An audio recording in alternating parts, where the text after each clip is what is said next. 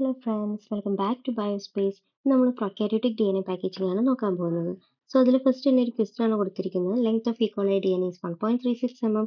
അങ്ങനെയാണെങ്കിൽ number of base pairs in E coli കാണാൻ പറഞ്ഞിട്ട് നമുക്ക് ഓൾറെഡി ഇതിൻ്റെ ഇക്വേഷൻ അറിയാം. Total number of base pairs multiplied by distance between two adjacent base pairs equal to length. ഈ ഒരു ഇക്വേഷനിൽ എന്തെങ്കിലും ഡൗട്ട് ഉള്ളവർ പ്രീവിയസ് വീഡിയോ ഒന്ന് പെട്ടെന്ന് പോയി കണ്ടിട്ട് വരും കേട്ടോ. ക്ലിയർ ആയിട്ട് മനസ്സിലാവുന്നതാണ്. സോ ഇതിൽ നിന്ന് നമുക്ക് total number of base pairs ആണ് കണ്ടത്. Say it is X into distance എത്രയാണ്? 0.34 nanometre will be equal to 1.36 mm. X will be equal to 1.36 milli means 10 to the power minus 3. 10 to the power minus 3 meter whole divided by 0.34 nano 10 to the power minus 9 meter. നമുക്കിതിനെ calculate ചെയ്ത് കഴിയുമ്പോഴത്തേക്കും 0.34 4 times ആണ് 1.36. So 4 into 10 to the power 6 എന്ന് വരും. അതായത് അവിടെ എന്തെങ്കിലും doubt ഉള്ളവർ നോക്കാം. 10 to the power minus 3 10 to the power minus 9 cancel out ചെയ്ത് കഴിയുമ്പോഴത്തേക്കും നമുക്ക് 1 divide by 10 to the power minus 6 വരും. പവറിന് മുകളിലോട്ട് എടുത്ത് കഴിയുമ്പോൾ 10 to the power 6 എന്ന് വരും. ഓക്കെ, അപ്പം ഇതെങ്ങനെ വരും? ഈ 10 to the power 6 എന്ന് പറയുന്നത് മില്യൺ ആണ്. സോ 4 മില്യൺ ബേസ് പെയർസ് എന്ന് വരും. 4 മില്യൺ ബേസ് പെയർസ്.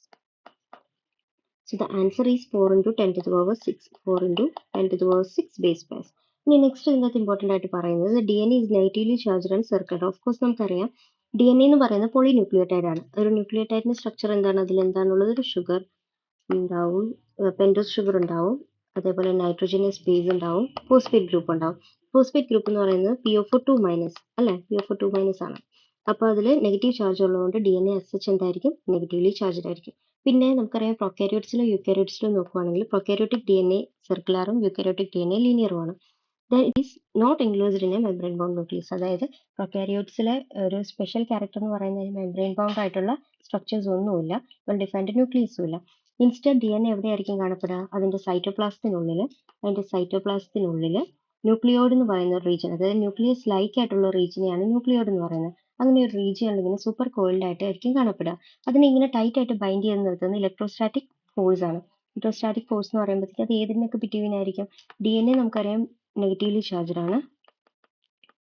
അതേപോലെ ഇതിനെ ബൈൻഡ് ചെയ്ത് നിർത്തുന്നത് പോസിറ്റീവ്ലി ചാർജ്ഡ് ആയിട്ടുള്ള പ്രോട്ടീൻസ് ആണ്. അതായത് അമിനോ ആസിഡ്സ് കൂടിച്ചേർന്നുണ്ടാകുന്നതാണ് പ്രോട്ടീൻസ്. അമിനോ ആസിഡ്സ് തന്നെ പോസിറ്റീവ് ഉണ്ട് നെഗറ്റീവ് ഉണ്ട്.